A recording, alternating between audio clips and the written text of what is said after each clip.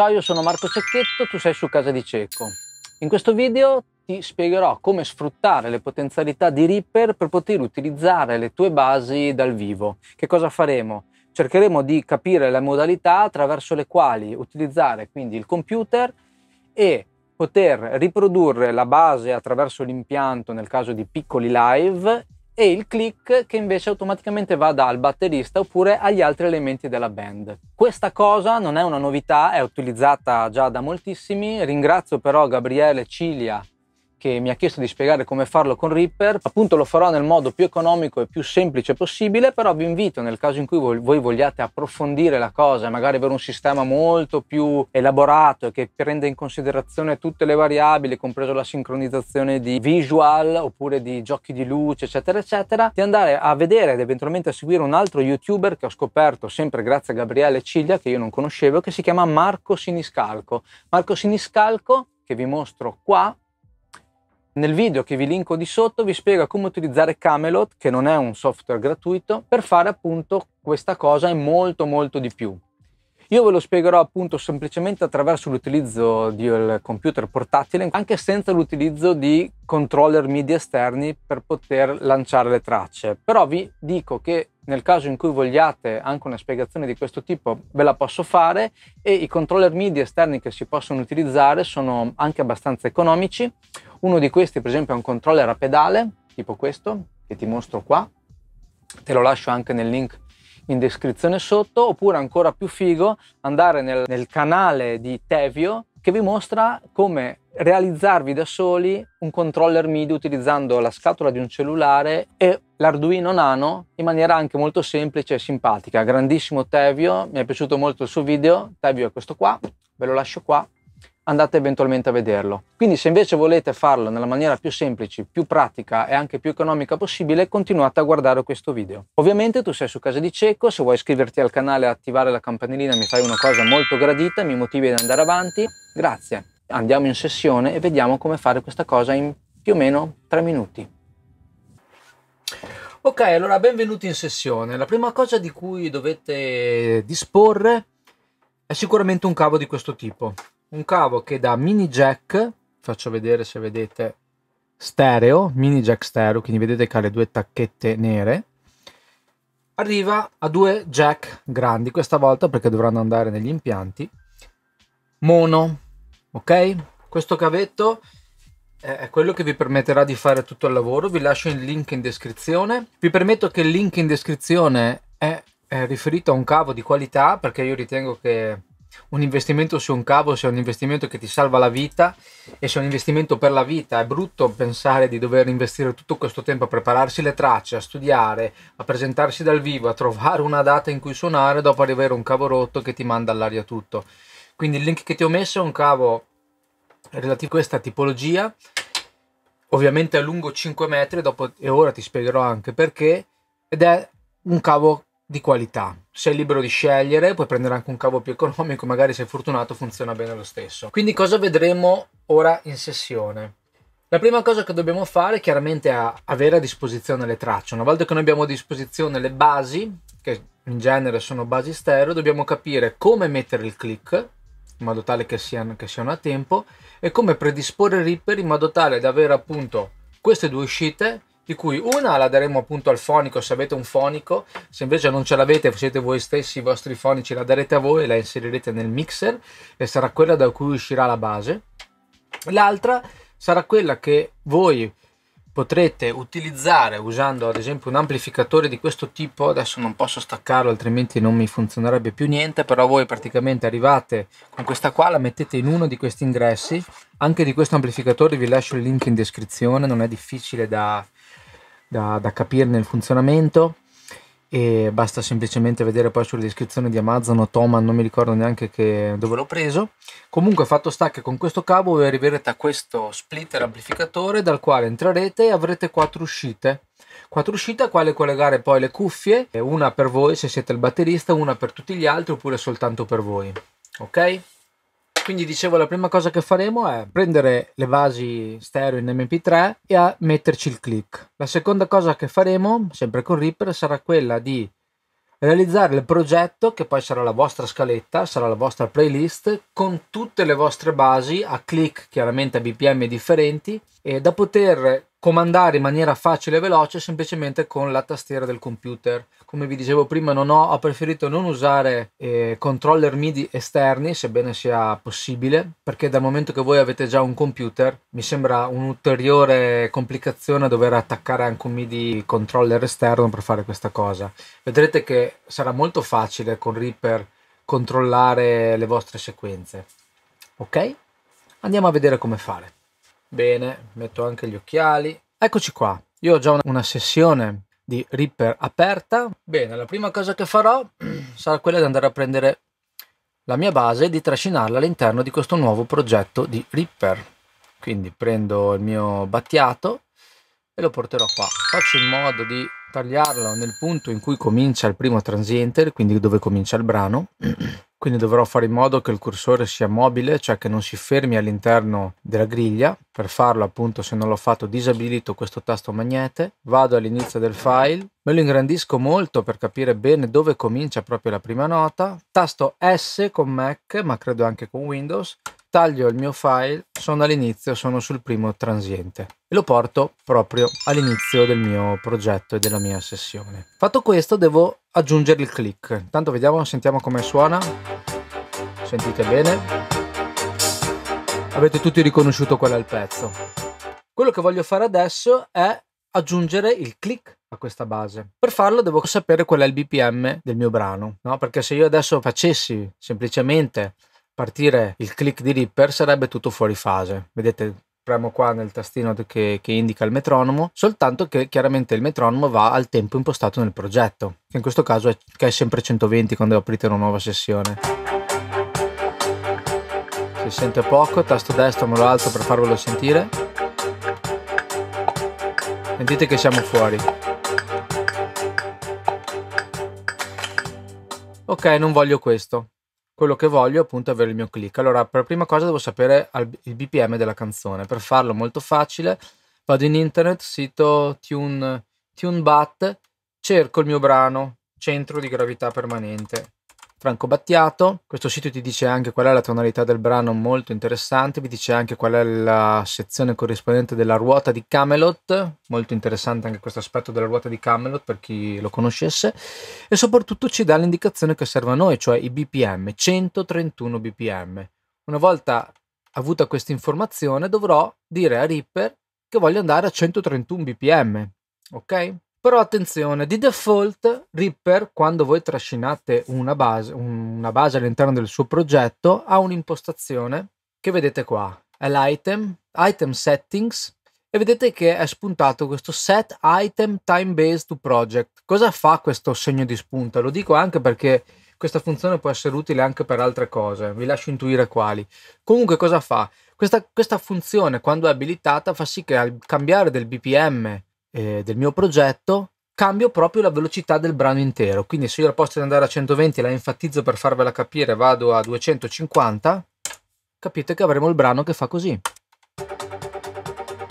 Abbiamo mandato Battiato a 250, rest in peace Battiato, grave perdita della musica italiana. Quindi questa è una cosa che non vogliamo. Mela Z o CTRL Z per tornare indietro, qui ritorna a 120 pezzi. Ovviamente se io avessi abbassato il valore di metronomo avrei rallentato il brano, no? Quindi andiamo appunto su Item, torniamo su Item Settings e mettiamo il segno di spunto su Set Item Time Based to Time, ok?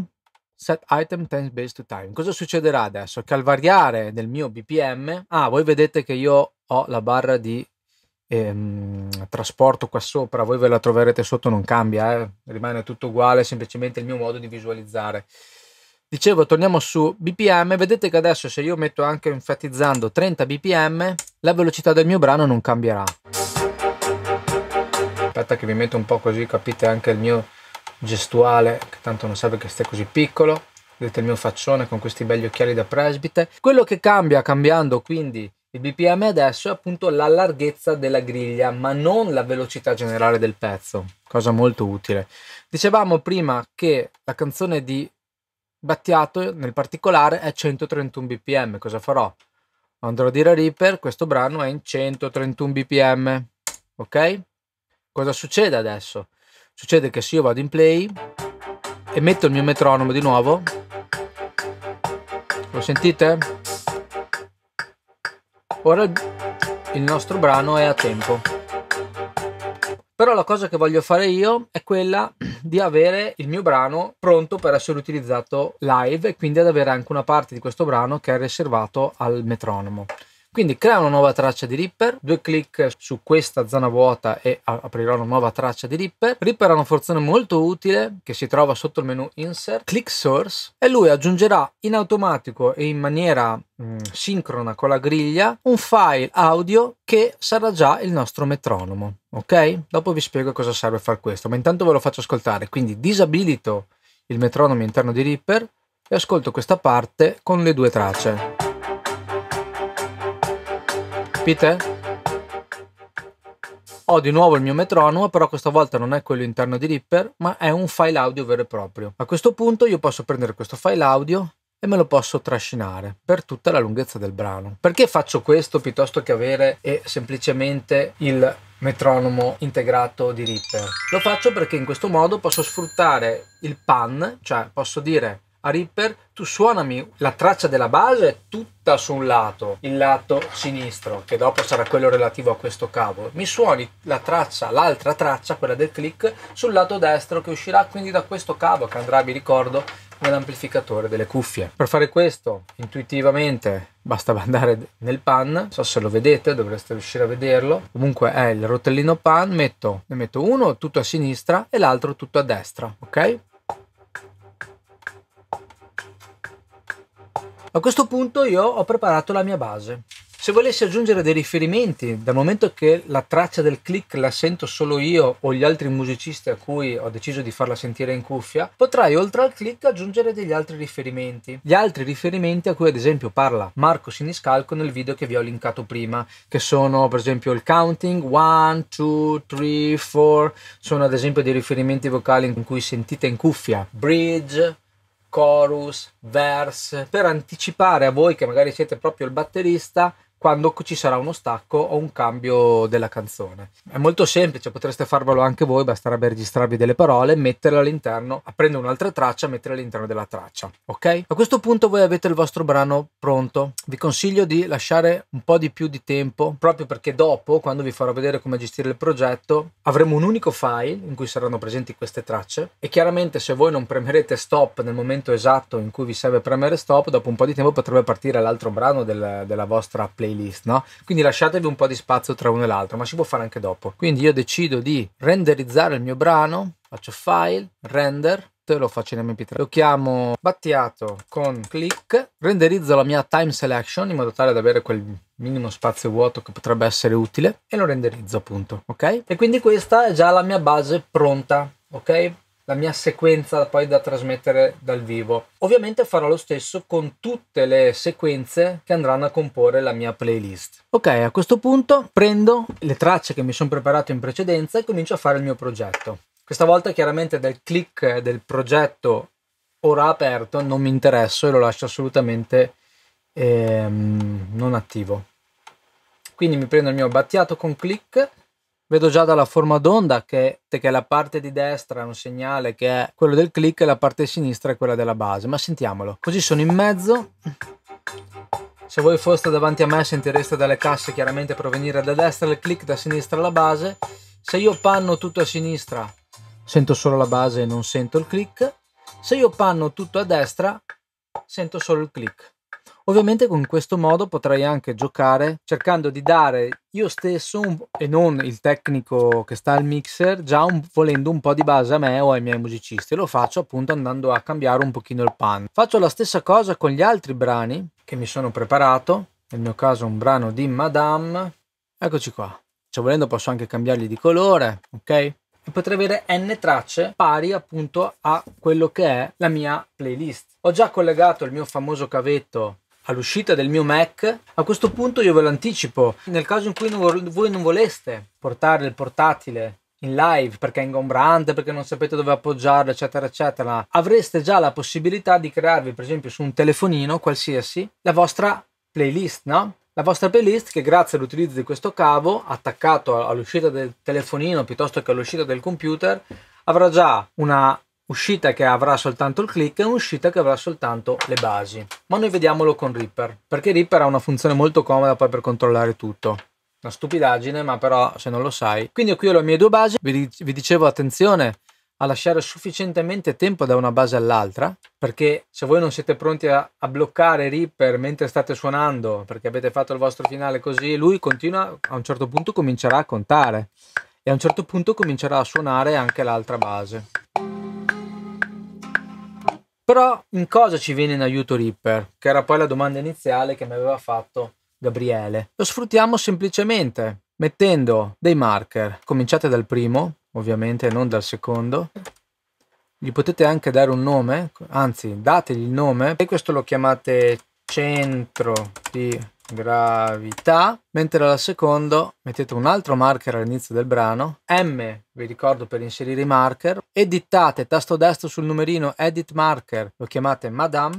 Stessa cosa lo fate per tutti quanti gli altri brani. Ora avete tutta la vostra playlist in un unico progetto di Reaper e ogni brano è contrassegnato da uno specifico marker. Ora voi potreste andare nel menu View, selezionare Region Market Manager, vi si aprirà questa fantastica finestrella. Adesso vi spiego perché è fantastica. In questa finestrella voi vedete riassunte o tutte le regioni, vedete qua che è stato spuntato regioni, oppure tutti i marker. Ok?